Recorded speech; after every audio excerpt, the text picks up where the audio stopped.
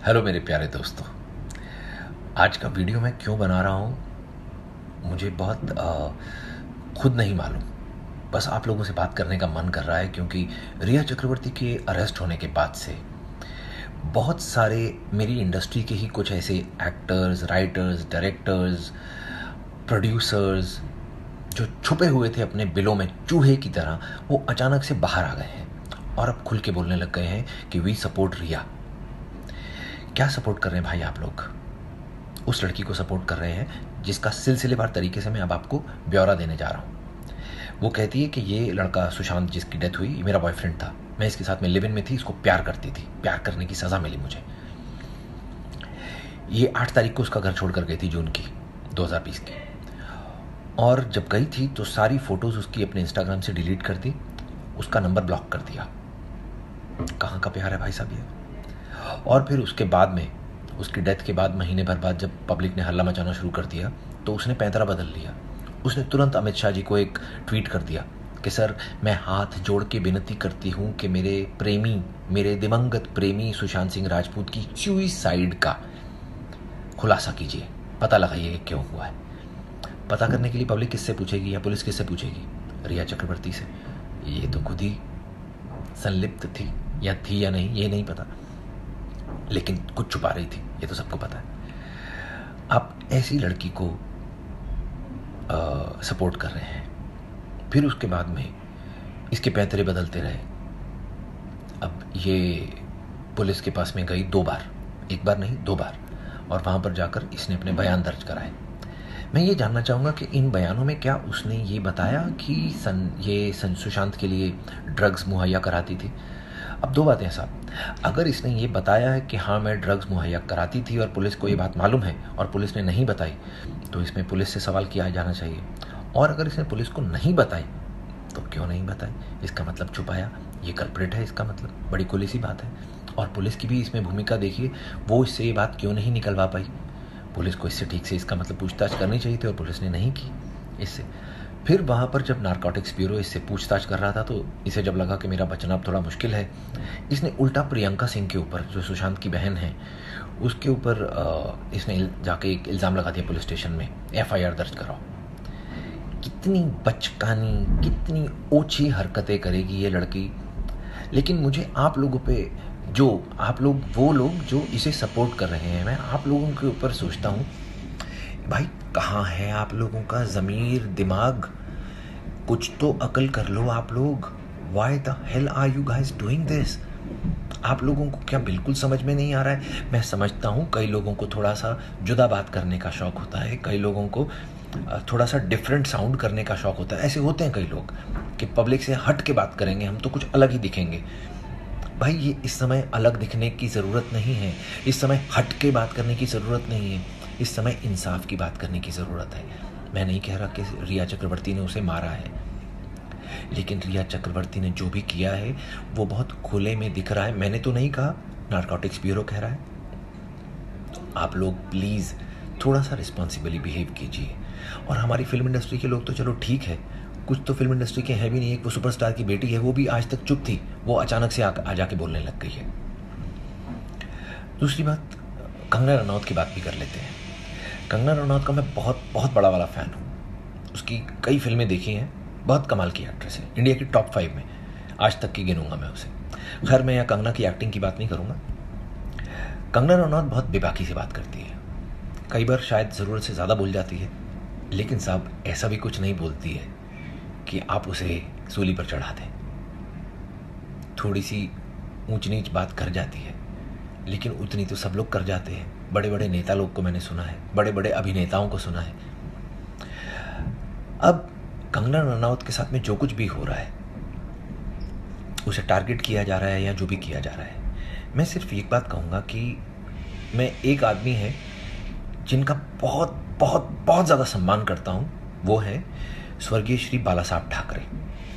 उन्होंने शिवसेना का फाउंडर थे वो। अब साहब, बाला साहब वो आदमी हैं जैसे छत्रपति शिवाजी महाराज या तानाजी मालुसरे जैसे योद्धा या बाजीराव पेशवा जी, ये हमारे ऐतिहासिक योद्धा हैं और बाला साहब ठाकरे जी हैं हमारे मॉडर्न टाइम के योद्धा, ये उसी कड़ी के ही व्यक्ति हैं, ये उनसे कोई कम नहीं है।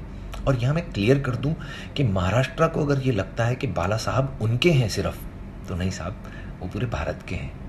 पूरे भारत के लोग उनके नाम पे गर्व करते हैं। मुझे याद है एक टाइम पाकिस्तान की टीम यहाँ आने वाली होती थी, तो उन लोगों को ना तो इंडियन गवर्नमेंट से कोई वो होता था, ना उनको इंडियन पुलिस से या इंडियन आर्मी से कुछ होता था। सब के सब बाला साहब से डरते थे और हम इस चीज़ पे चौड़े होते थे। तो साहब, बाला साहब ठाकरे पूरे भारत का गौरव है। महाराष्ट्र का तो है ही ऑफ कोर्स, लेकिन पूरे भारत का गौरव है। ये युग पुरुष है। जो युग पुरुष होता है वो किसी प्रदेश का या किसी प्रांत का नहीं होता, पूरे भारत का होता है। हम सब भारतीय उन पे गर्व करते हैं, आज भी करते हैं। और उन्होंने जो पार्टी बनाई उसका नाम रखा शिवसेना। शिव जी ने तो हमेशा महिलाओं का सम्मान करना भी दिखाया, हमारे को सिखाया, और बाला साहब भी बहुत सम्मान करते थे। बाला साहब वो आदमी थे जिन्होंने पार्टी पॉलिटिक्स में भी कभी बिलीव नहीं किया।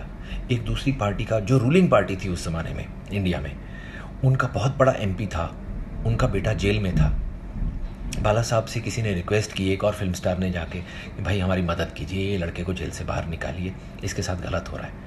बाला साहब ने ये भी नहीं सोचा कि ये मेरी पार्टी का नहीं है या जो भी है, कुछ भी है, बाला साहब ने मदद की। He was a strong man, he was a very very powerful man, he was वो दबंग थे। सही मायने में जो वर्ड होता है ना, दबंग, वो बाला साहब थे। बाला साहब बहुत कुछ थे, लेकिन बाला साहब में एक चीज़ नहीं थी, बाला साहब अनफेयर नहीं थे। वो बहुत ही फेयर आदमी थे, बहुत ही न्यायप्रिय, इंसाफ पसंद आदमी थे।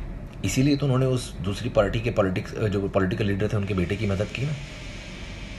आज जो भी हो रहा है वो बाला साहब होने नहीं देते। मैं ये बोलता हूँ कि किसी स्त्री का सम्मान करना शिवसेना का, किसी भी शिव सैनिक का परम कर्तव्य है। अगर कोई शिव सैनिक किसी स्त्री का सम्मान नहीं करता है तो वो बाला साहब के विरुद्ध जा रहा है, मैं ये बोलूँगा। और कंगना ने कभी भी मुंबई के खिलाफ कुछ नहीं बोला, मुंबई के वातावरण के खिलाफ बोला। उसने बोला कि मुझे यहाँ पर, और वो वातावरण बनाने में हम ही लोग तो जिम्मेदार होते हैं, हम जैसे लोग ही तो बनाते हैं। पार्टीज बनाती हैं, यहाँ की अथॉरिटीज़ बनाती हैं। मुंबई तो खूबसूरत जगह है साहब, मेरे को तो पूरी दुनिया में मुंबई से अच्छा कुछ लगता ही नहीं है। कहीं भी चले जाओ, वापस मुंबई आने का मन करता है। तो मैं ये आप सबसे अपील करता हूँ, जो भी इसको देखेंगे, कि प्लीज़ हमें किसी का भी, चाहे वो रिया चक्रवर्ती भी हो, हमें किसी का भी सम्मान छीनने का हक नहीं है। किसी ने गलती की है तो वो बाहर आ जाएगी, लेकिन प्लीज़ किसी के साथ अभद्र भाषा में बात ना करें हम लोग, तो बहुत अच्छा होगा। और जो लोग बहुत बड़े बड़े नेता हैं, जो बहुत बड़े बड़े अभिनेता हैं, वो लोग इस समय everybody is looking towards them, सब लोग उनसे इंस्पिरेशन लेने के लिए उनकी ओर देख रहे हैं। तो आपके शब्दों का वज़न आम समय से अधिक हो जाता है इस समय। तो आप लोग प्लीज़ ऐसा कुछ भी मत बोलिए जिससे कि आप लोग हल्के नज़र आएँ, या लोगों के बीच में कुछ सांप्रदायिकता या किसी भी किस्म का कोई रोष फैले, क्योंकि आप लोगों की जिम्मेदारी बहुत ज़्यादा बढ़ जाती है। और रही बात सुशांत सिंह के वो वीडियोस जो लीक किए गए हैं, मैं क्या कह सकता हूँ साहब, सुशांत क्या था ये उसे चाहने वाले हम सब लोग तो जानते ही हैं। ये जो एक पीआर मशीनरी कहीं काम कर रही है, कभी सुशांत के पापा के पीछे पड़ जाते हैं, कभी उसकी बहनों के पीछे पड़ जाते हैं। तो साहब ये तो बहुत ही खेदजनक बात है। इससे ज़्यादा तो मैं कुछ कहूँगा नहीं, सच बहुत जल्दी सबके सामने आ जाएगा। सिर्फ एक बात कहूँगा कि जो पार्टी महाराष्ट्र में है पावर में, उनके पास अब भी मौका है to set the things straight. आप लोग बहुत पावरफुल हैं और आप लोग बहुत जस्ट हैं। आपको बहुत लोग पसंद करते हैं, आपको बहुत लोग प्यार करते हैं, आपसे बहुत लोगों को उम्मीदें हैं। प्लीज़ उन उम्मीदों पर खरे उतरिए और झूठों का साथ मत दीजिए।